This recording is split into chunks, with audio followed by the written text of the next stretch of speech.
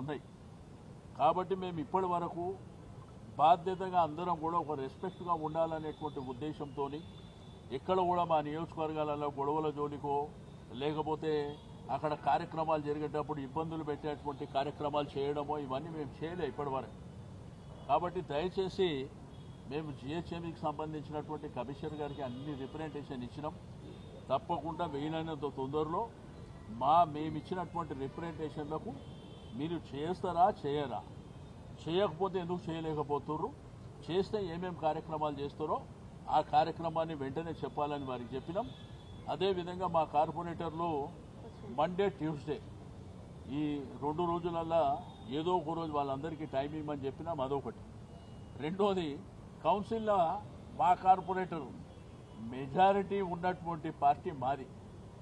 దీంట్లో మా క్వశ్చన్సే తీసుకోరని చెప్పి మా కార్పొరేటర్లు ఇప్పుడు చెప్తున్నారు. ఒకవేళ మా క్వశ్చన్లు తీసుకోకపోతే వాళ్ళు హౌస్ నడిపేయగలుగుతారా? ఉన్న సంఖ్యనే మాది. కాబట్టి ఏదైనా కానీ రాజ్యాంగ పరిధిలో పద్ధతి ప్రకారం పోవాలనేదే మా యొక్క రిక్వెస్ట్. కాబట్టి మీకు మీడియా ద్వారా ప్రజలకు కూడా తెలియజేసేది ఒకటే, తప్పకుండా ప్రజల పక్షాన మేము ఉంటాం. ఇంకా చాలా అంశాలు ఉన్నాయి.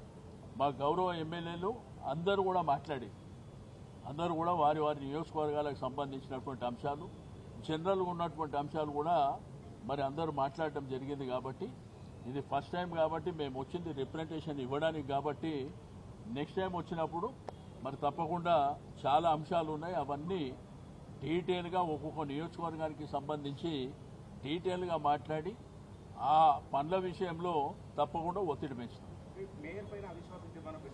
అసలు సబ్జెక్టే ఇక్కడ అది కాదు.